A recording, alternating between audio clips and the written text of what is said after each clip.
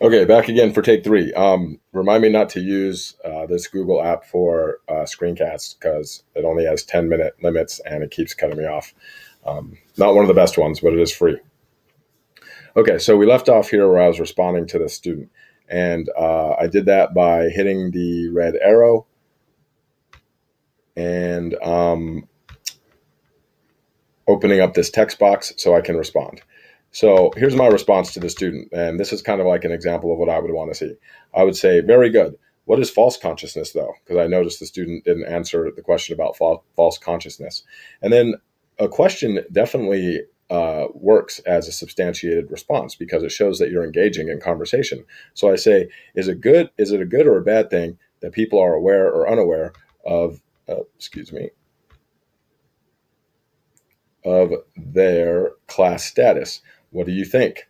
So I'm asking, what do you think? That means I'm hoping that the student will respond. And here is how we start engaging in dialogue and discussion. A great way to learn. And it's awesome because you can do it outside of class.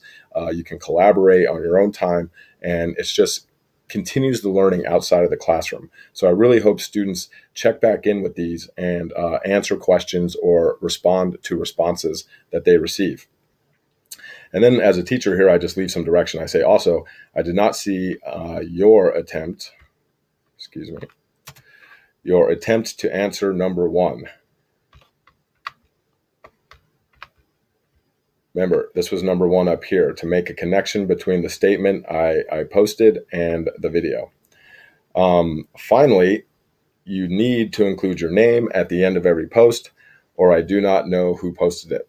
So when you are done making a post, you should put your name at the end, and I'll do that here. But really what you need to do is just sign up for an account, and then you should get your email to time post or timestamp everything that you write, and then that way I can identify you.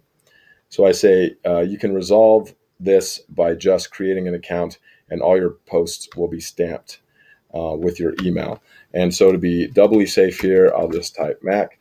And then that way, when I make this reply, it shows up. And if I'm a student, then I know that the teacher can tell which replies are mine and which ones are other students.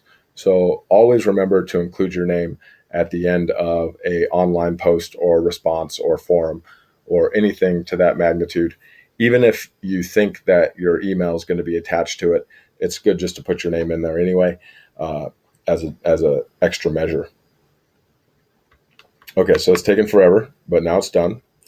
And here's my response.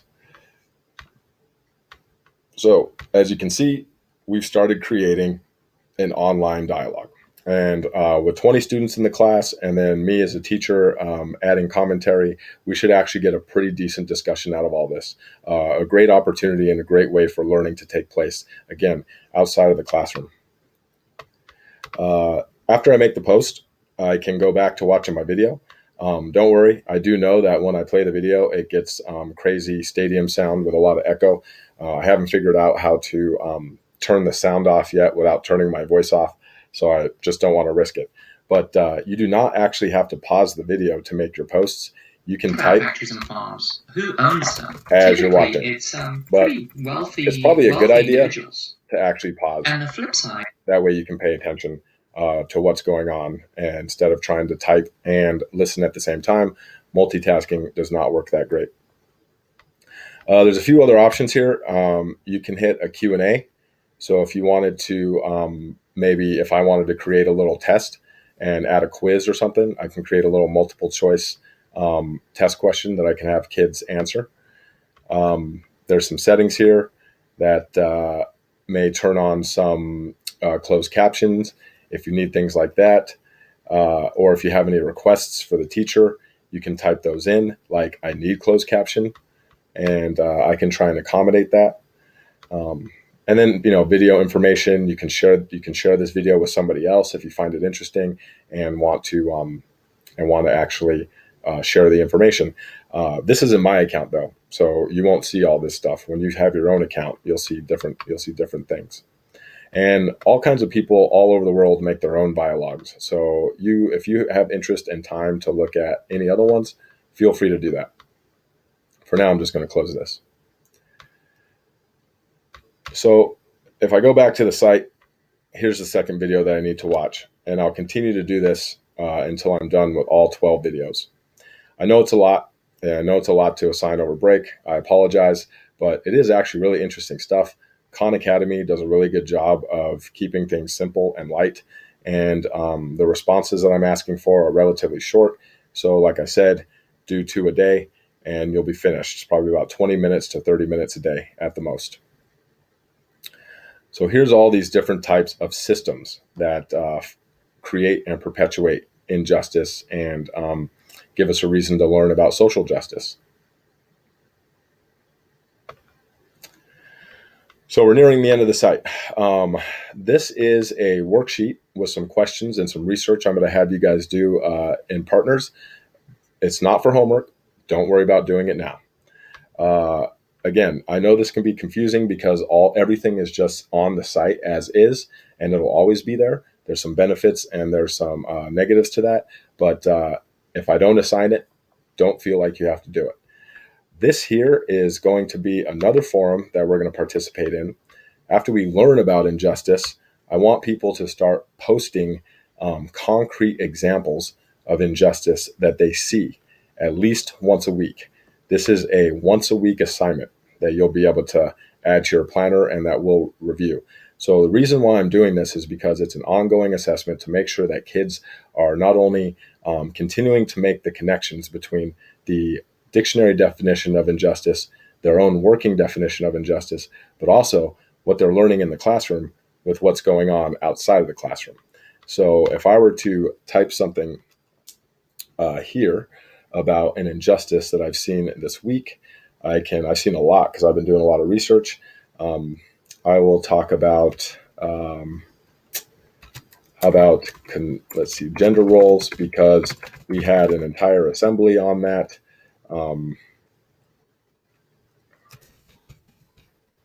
And this doesn't really leave very much room, so I will have to put my initials and probably find a new type of forum to use because this one isn't allowing very much elaboration. But this will suffice for now. This is one we can use. Again, I haven't assigned this yet. I'm just showing you what it is. And I already have another forum in place, but this is the type of exercise that we'll be doing for ongoing assessment.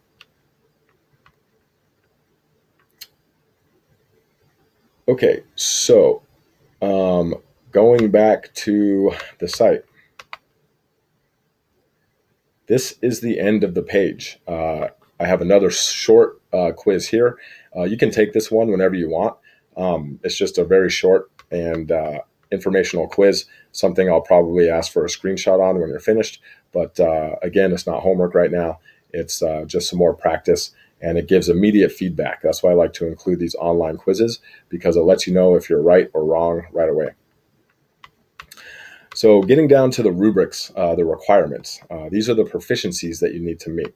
And it's interesting to see how this got cut off a little bit in the preview mode. So I'll have to tweak this when I go back into editing mode.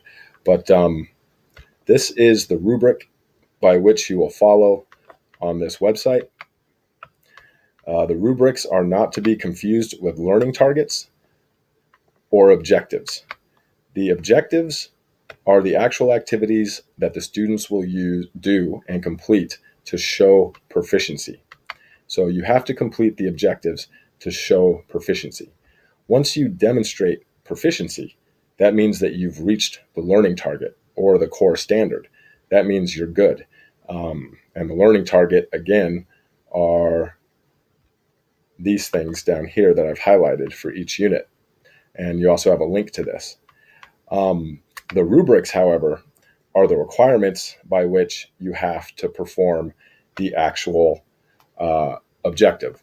So right here it says that you were able to identify and discuss concepts, theories, institutional or social structures, hierarchies, processes, or paradigms that lead and perpetuate inequity and injustice. So in those forums, you need to demonstrate that you were able to do this right here in order to meet proficiency and to accomplish that objective.